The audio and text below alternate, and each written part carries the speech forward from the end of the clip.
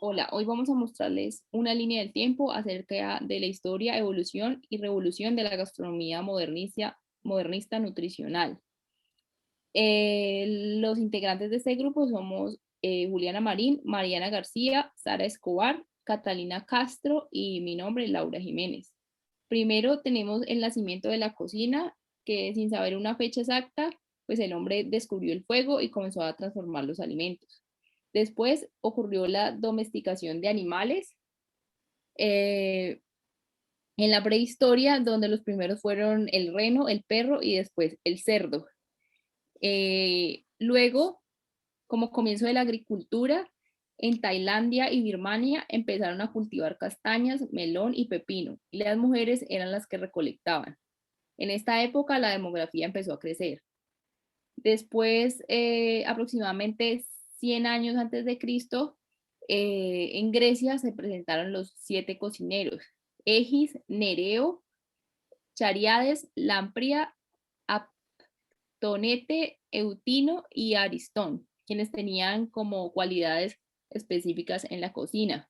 Después, en el 301, la cocina hispano-árabe, pasaron dos acontecimientos. Primero, tras la conquista de la península ibérica en el siglo IV, los musulmanes introdujeron nuevos cultivos a España. Y segundo, en la cocina árabe predominaban los embutidos, albóndigas y pastel de carne, además de las hortalizas, algunos panes, pescados y dulces. Después, aproximadamente en el año 330, durante el Imperio Bizantino se estableció el uso de 3 comidas: desayuno matinal, comida al mediodía y la cena. Después, en Europa, en la Edad Media, mientras ocurrían las cruzadas, primero en esta época se desintegró el Imperio Romano de Occidente en el siglo V hasta el siglo XV, y los hábitos alimenticios de los bárbaros y las invasiones estaban basadas en la caza, porque comían pues mucha carne cocinada en su propia sangre. Después, en el periodo de 1300 a 1500, durante toda la Edad Media y el Renacimiento, Europa no concibió plato de calidad sin la presencia de la pimienta, del clavo, de la nuez moscada y entre otros condimentos. Bueno, aproximadamente desde el siglo XIV se dio la introducción del vino a España, acompañado pues de algunas especies aromáticas para el brindis final. Hacia 1301 y hasta 1400 se dio el Renacimiento en Italia y surgen las bebidas más refinadas como lo era la champaña en Francia. Hacia el siglo XIV, en el Renacimiento se dieron dos acontecimientos importantes. Se popularizó el uso del tenedor y comenzaban a sentarse inclinados hacia la mesa. Segundo, pues se dio también una técnica de cocción muy innovadora, la cual era a través de espadas o varillas, se insertaba la carne y se giraba sobre el fuego hasta que pues estuviera completamente cocido el alimento. Em, en el periodo de 1501 hasta 1600 se emplearon hierbas aromáticas en platos como las carnes. En cuanto a la pasta de hojaldre, em, apareció pues inicialmente en Italia y se ofreció en un importante banquete en Milán. También Catalina de Medici impone la moda de que los caballeros pudieran comer pues con las damas en la misma mesa. Hacia 1501 y hasta 1600 se dio el aporte americano, y en esta época fue muy importante, ya que las plantas más importantes eran el trigo, el maíz, la papa y el arroz.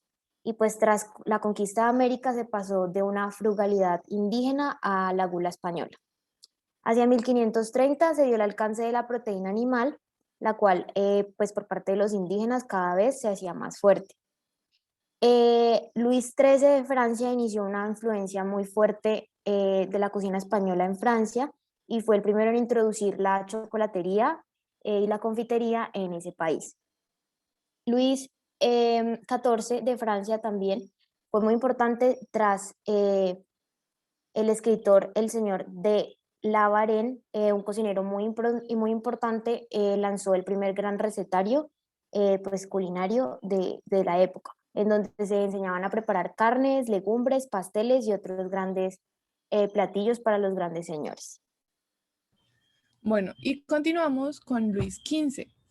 Este vuelve la cocina algo supremamente refinado, se transforma en mesas pequeñas, finos manteles y se sirven pequeñas comidas elegantes y delicadas. Ahí mismo llega la cocina de los mariscales, donde la cocina se vuelve pues muy refinada, era para la realeza y la aristocracia, y estos elaboran recetas complejas y se jactaban de ellas. De los mariscales pasaba tardíamente al pueblo las costumbres como el freír pechugas apanadas, y el mariscal de Luxemburgo dio a conocer el fricasé de pollo. También se crea el libro llamado Cocina Francesa, que es el primer libro sistemático. Bueno, posteriormente encontramos la Revolución Francesa en el siglo XVIII. Esta fue la época de la cocina francesa, estuvo en todo su furor. Aquí se generan las bases de la salsa, como las salsas más prestigiosas de la cocción, las clásicas, el gusto por el vino, y hasta en las cárceles se servían como menús exquisitos, sobre todo en la cárcel de los presos políticos. Después, en 1800 a 1899 llega la cocina contemporánea. Se considera que el siglo XIX pues contiene a la cocina contemporánea, y es el siglo de oro de la cocina francesa, en el cual surgieron muy afamados chefs y gastrónomos que han marcado una gran pauta para la gastronomía de hoy en día.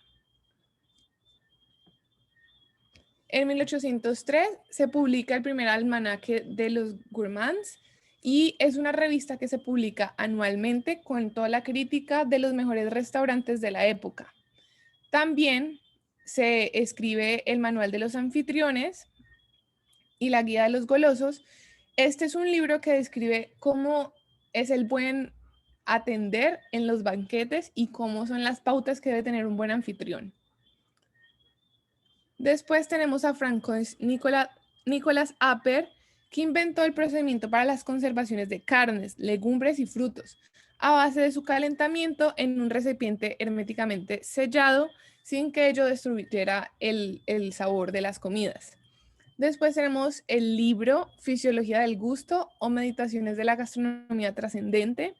Este fue escrito por Brilliant Savarin y habla de cómo la ciencia se apoya en la física, la química, la medicina y la anatomía para generar una gastronomía exquisita. Sus principales pensamientos fueron: el universo solo existe por la vida y todo lo que existe se nutre. Y el destino de las naciones depende del modo en que se nutren. Esto nos lleva a pensar que aquí se estaban pensando la nutrición a través de la alimentación y la gastronomía. En 1833, Antoine Carême ha sido llamado arquitecto de la cocina francesa y rey de los cocineros y cocinero de reyes. En 1900 nace la guía Michelin. En el periodo de 1900 a 1999, es decir, en el siglo XX, uno de los grandes cambios que dio la gastronomía fue darle más importancia a la creatividad, lo que significó mucho más a una nueva cocina.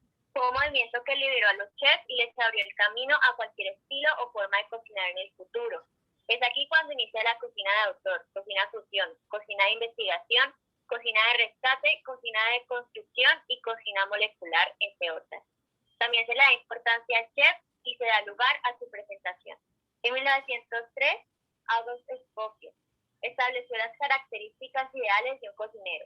Debe ser limpio, siempre estar uniformado, debe ser puntual, que no fume, no tome y no grite. Además, se le debe la división de las cocinas en brigadas: cocina fría, cocina caliente y repostería. En 1938, Prosper Montague trabajó en la primera edición de la Larousse Gastronomique, la enciclopedia básica de la gastronomía. También escribió un libro titulado La Cuisine des Autres, que es un tratado de la cocina y salud vista por un cocinero. En 1973, Nouvelle Cuisine. En esta cocina se busca estéticamente que las figuras sean delgadas y esbeltas. pensando en la importancia de la salud. Para ello, los alimentos deberán ser frescos, de primera calidad, con una presentación simplemente sencilla e inspiración del chef. En 1976, Nobel Cocina. Estos principios fueron formulados en este año por el cocinero Alan Sanders. Son conocidos como los 10 mandamientos de la Nouvelle Cuisine. En 1986 nació el Slow Food. En Italia, este movimiento se crea para salvaguardar las tradiciones gastronómicas regionales con sus métodos de cultivo y producción.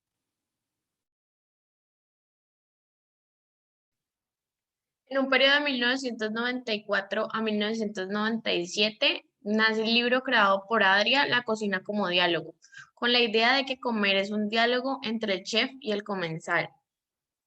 En 1995, Heston Blumenthal abrió The Fat Dog y recibió 3 estrellas Michelin por su cocina innovadora. En 1996, Herb Dees obtuvo un doctorado en química con una tesis llamada Gastronomía Física y Molecular. Esto lo convirtió en una nueva disciplina. En 1997, en El Bulli, un restaurante, se decidió no servir pan porque era una comida que se podía consumir en todas partes. Aún así, los snacks fueron los protagonistas de la cocina y pasaron a ser el tema principal. Además, Shirley O'Connor escribió The Cookwise, The Hows and Whys of Successful Baking. En 1998, Alain Ducasse se convierte en el primer autor con 6 estrellas Michelin desde 1930. Actualmente tiene más de 22 estrellas Michelin. En este año también muere Nicolas Curti, un famoso chef. En 2001, Peter Barham escribe The Science of Cooking. En 2003, el manual de instrucciones para el personal de The Fat Dog describe el planteamiento de una carta abierta a sus clientes. En 2009, se describe la gastronomía molecular por Herb Dees como una ciencia para investigar los fenómenos que suceden cuando se cocina y busca sus mecanismos. En la cocina molecular encontramos que se utilizan técnicas como espumas, gelatinas calientes, aires, cocina al vacío, entre otras. Y para terminar tenemos la reflexión. La visión antropológica mediante la revisión cronológica muestra claramente una estrecha relación del hombre y la gastronomía. La vida social en muchas épocas gira alrededor de los banquetes y la buena comida. Ilustra ampliamente cómo está documentado las preparaciones exquisitas y suntuosas que están ligadas a un estatus social, a las clases con mayor poder adquisitivo e intelectual. También denota cómo las artes y lo estético siempre están reflejados en la gastronomía y cómo el desencadenante de la modernización y el uso del tiempo genera el nacimiento de la comida rápida a gran escala y cómo, en contraposición, se buscan alternativas que den solución a la problemática devolviéndole el estatus a la gastronomía elaborada, como uno de los pilares centrales en los que se desarrolla la vida humana. Muchísimas gracias.